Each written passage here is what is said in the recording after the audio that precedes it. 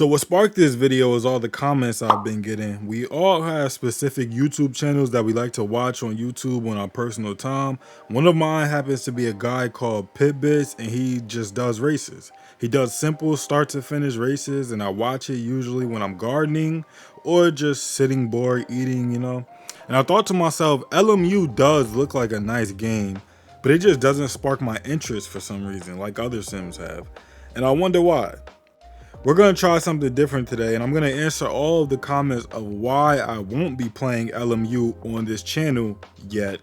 And I know a lot of you guys would agree with this. Some of you guys won't be playing the game at all yourself, and some of you guys will have 1 million reasons to convince me in the comments why I should play it. Right now on my racing rotation, I have AC1 for mods, fun, and just pick up and play anytime racing when I want to kick back. That game is still fun, of course, and I'm waiting on the Settle Course to Evo to be finished, so that's the game we're looking forward to.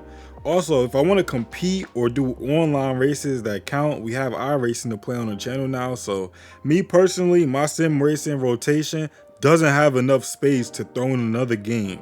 Learn the UI, the force feedback, set everything up, do races, and actually care about my rating in the game.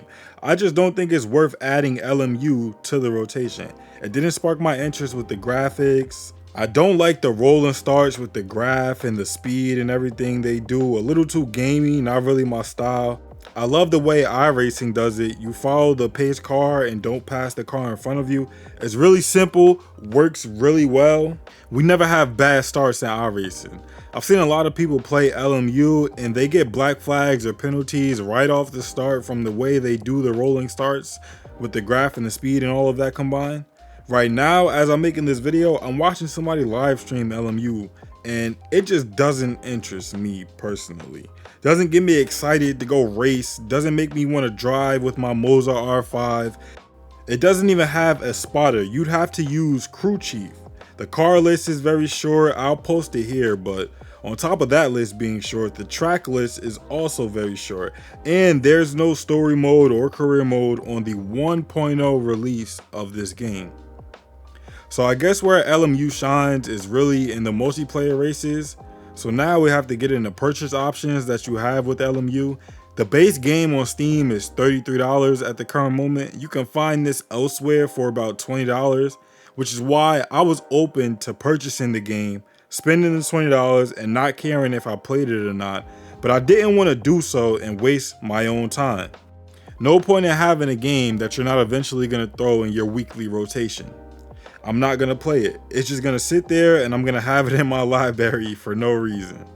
So beyond your initial purchase of either $30 or $20 elsewhere that I'm not going to specify, you then have to buy DLC, and DLC such as extra tracks and extra cars, which they had from early access up until now. I don't know how I feel about that.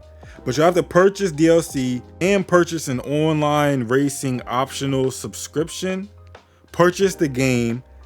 In my opinion, this makes it worse than iRacing when it comes to the pricing model. You might not spend as much as you do on iRacing because it varies from person to person, but I've spent less than $60 on iRacing my first month or two.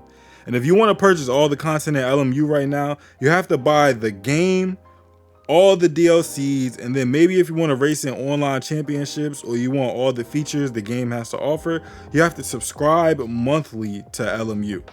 3 purchase points versus 2 for iRacing, having your subscription and the content, and that's it. Now to contrast that statement, you do lose access to everything in iRacing after subscriptions are over or after you don't pay again, and LMU is a permanent game. But tracks I like to race on aren't even in the game yet or are locked behind a paywall. A Settle Course to Evo, no microtransactions. A Settle Course of 1, of course, some mods are free, some are paid. You guys kind of see where I'm going with this. It just doesn't make sense for the price of LMU to choose this over other sims, or to put the time in. I'm pretty sure they do a back to school sale or something like that soon on Steam, and I'll eventually try it and make a video on it like you guys have been requesting. But the graphics don't look that much better than any other racing game to me, and I'm not really sure the appeal points on LMU. I'll probably look up after this video what engine they're using for LMU, but seeing other games and knowing of course how AC looks with mods, I know mods are extra, but this just doesn't impress me visually. The anti-aliasing, in my opinion, isn't that good. It doesn't look sharp.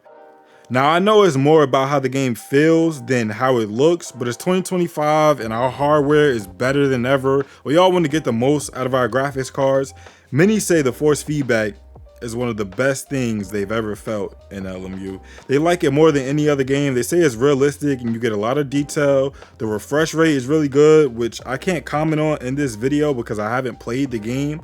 But we do believe these people when they say this, because that seems to be an overall theme or opinion shared by many sim racers who love LMU. They like the force feedback. I've seen one channel in particular that doesn't, but that's an outlier. So the only thing that made me excited about picking up this game was everybody's reviews and raving about the force feedback. Like I previously stated, we have a Mozart R5 direct drive wheel, so it's nice to play games like EAWRC, F125, and even though those force feedbacks aren't the best, you still get more feeling from a direct drive wheel. The graphics, the UI, the short track and car list, the subscription model, all of that just made me say, maybe I don't want to purchase this game that was in early access for 18 months and already has subscriptions and DLC and all of that, as the 1.0 came out only a week ago. If you really like hypercars, which I'm more of a GT4, GT3 formula car kind of guy, you guys know if you watch my channel. But if you really enjoy hypercars, or you enjoy simply doing the title of the game, racing on Le Mans, pick up this game. Let me know how it is. Comment down below. Come back to this video. If you don't, I get it. I don't see why this game will be worth it over others in 2025. You guys let me know how you feel sim racing is doing in 2025 down in the comment section below.